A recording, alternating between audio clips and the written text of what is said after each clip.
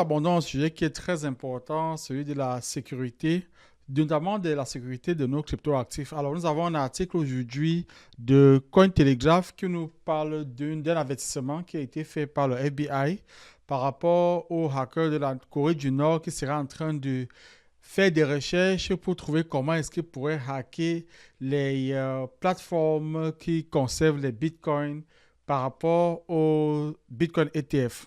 Alors, ça, c'est un sujet qui est très sérieux. Alors, l'article nous dit qu'effectivement, le FBI a donné un avertissement en expliquant qu'ils ont déterminé des scammers et des hackers de la Corée du Nord qui seraient en train de faire des recherches pour pouvoir hacker des compagnies qui conservent les crypto-monnaies relatives au Bitcoin ETF.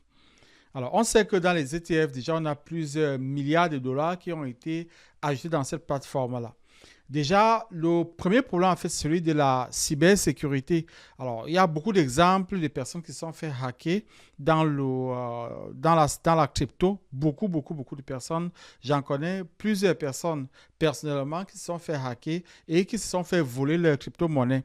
Alors, ici, on parle du Bitcoin ETF. Alors, c'est quoi la différence par rapport au Bitcoin ETF? La façon dont le Bitcoin ETF fonctionne, c'est que vous pouvez acheter des parts qui sont proposées par un broker. Alors, le plus grand broker aujourd'hui, c'est BlackRock qui vend des parts de Bitcoin. C'est ça toute l'idée, en fait, de l'ETF. L'ETF, c'est un produit financier qui indexe le prix du Bitcoin. Maintenant, jusque-là, ça va. Le problème, c'est que pour que BlackRock, par exemple, ou encore VanEck, ou encore l'un des autres brokers qui proposent les Bitcoin ETF en vente, ils doivent avoir le Bitcoin.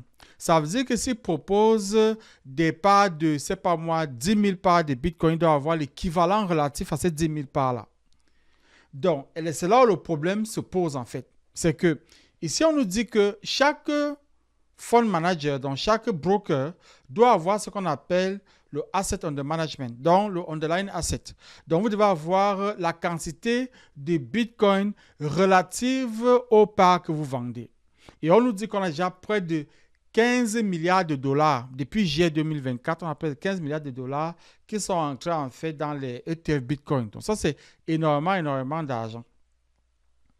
Alors, on nous dit qu'effectivement, si jamais le Bitcoin ou alors l'Ethereum ETF se faisait hacker, ce serait catastrophique. Ce serait catastrophique parce que ça aurait un effet boule de neige en fait sur les marchés, non seulement financiers, mais beaucoup plus sur les marchés crypto. Donc, c'est pour ça que c'est une information qui est extrêmement importante à garder en tête.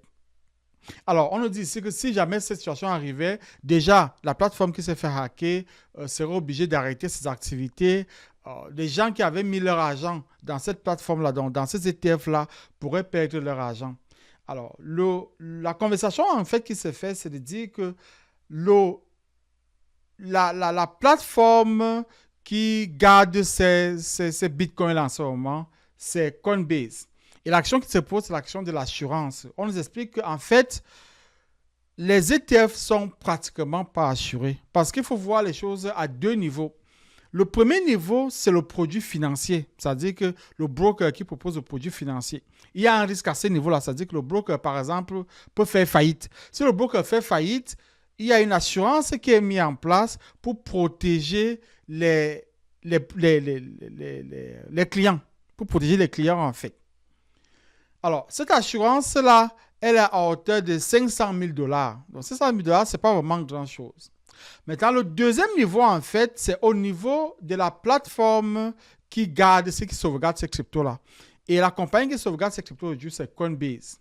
Et l'assurance que Coinbase offre, c'est 320 millions de dollars. Et en fait, c'est la publicité en fait, que BlackRock a fait pour dire qu'on est assuré à 320 millions de dollars. Mais les 320 millions de dollars, ce n'est pas seulement l'assurance liée à BlackRock. C'est l'assurance de toutes les personnes en fait, qui ont mis leur crypto dans la plateforme Coinbase. Donc, en fait, c'est une goutte d'eau dans un fleuve, quoi. Donc, on nous dit qu'environ c'est 0,12% des actifs qui sont en fait assurés. Donc, pratiquement pas d'assurance. Donc, alors, La problématique donc qui se pose, c'est que le, la seule compagnie qui garde les actifs, donc qui garde les bitcoins en question, c'est Coinbase. Lorsqu'on regarde ici la liste des plateformes, des brokers qui proposent le, le Bitcoin ETF et le custodian, qui est la compagnie qui garde en fait ces bitcoins-là. Parce que comme on a dit, on a deux niveaux. On a les brokers ici, là, qui proposent en fait le Bitcoin ETF. Donc, on peut aller dans leur plateforme, pouvoir acheter le Bitcoin ou pouvoir acheter l'ETF, en fait, ce sont les parts de l'ETF. Un peu comme vous achetez les parts d'une compagnie. Mais il y a ce qu'on appelle le underlying asset, donc l'actif sous-jacent, qui est le Bitcoin lui-même. Pour proposer les parts, il faut avoir les bitcoins. Et le gros problème qu'on a effectivement, qu'on a toujours eu, c'est que les entreprises normales n'ont pas le moyen de sauvegarder le bitcoin parce que c'est extrêmement risqué. Une petite erreur peut être catastrophique. Donc, tout le monde s'est rué vers Coinbase pour garder leurs actifs. Donc, on se retrouve dans une situation où on a pratiquement 90% des acteurs qui proposent les ETF ont gardé leurs actifs où? Chez Coinbase. On a donc là un point central, un seul endroit où tout le monde allait garder ses bitcoins. Et la question qui se pose, c'est si jamais Coinbase se fait hacker ces bitcoins-là, qu'est-ce qui va se passer? Alors effectivement, ce serait catastrophique. Et la plupart des gens qui mettent leur argent dans les ETF pensent qu'ils se sont, en fait, ils ont donné la responsabilité du risque de sauvegarde de leurs actifs à VanEck ou encore à Grayscale ou encore à BlackRock et dans une autre mesure, donc par ricochet, Coinbase. Mais ces actifs-là ne sont pas assurés. Donc, il faut le savoir. Alors, ceci, c'est donc pour les gens qui ont acheté les Bitcoin ETF, oui, d'accord. Mais pour les autres personnes, en fait, qui achètent les Bitcoins même, bien les cryptos même, on a beaucoup de cas des gens qui se sont fait hacker. Et il y a plusieurs méthodes de vous faire hacker. Donc, vous devez faire vraiment très attention lorsque vous achetez des cryptos actifs, lorsque vous manipulez des cryptos actifs. Première chose, mettez en place une sécurité accrue. Les mots de passe doivent pas être faciles à deviner. Beaucoup de gens se sont fait hacker leur compte parce que leur mot de passe est facile à deviner. Donc, créer un mot de passe qui est difficile. Au moins 12 caractères de mot de passe. Si vous pouvez utiliser même une phrase et à l'intérieur, donc, vous allez changer des chiffres, des nombres, vous allez mettre des caractères spéciaux. Faites quelque chose qui est quand même compliqué. Bien sûr que vous n'allez pas oublier. Donc, l'une des méthodes en fait qui est utilisée, c'est chercher une phrase que vous connaissez et puis modifier les lettres, par exemple les O en 0, les I en 1, ajouter quelques caractères spéciaux et mettez au moins 12 caractères. Si vous pouvez faire 16, 17 caractères, c'est encore mieux. Donc, première chose, donc, votre mot de passe doit être vraiment solide. Deuxième chose, l'authentification à deux niveaux. Donc, vous allez souvent sur votre téléphone, on vous dit télécharger une application. Par exemple, on a le Google Authenticator ou alors le Microsoft Authenticator.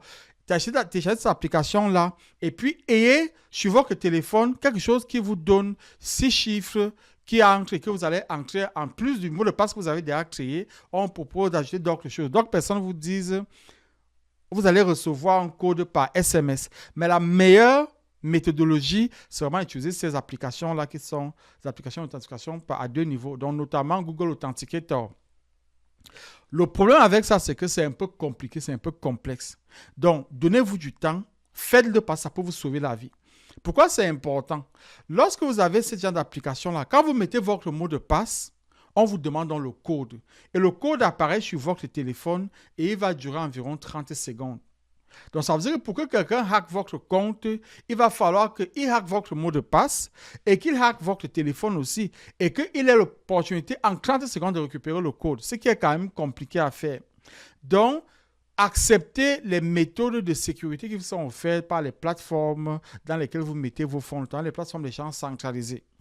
Pour ceux qui utilisent les plateformes d'échange décentralisées, qui utilisent des choses comme MetaMask, Phantom, ces portefeuilles-là qui sont sur les plateformes d'échange décentralisées, utilisez un mot de passe qui est très fort.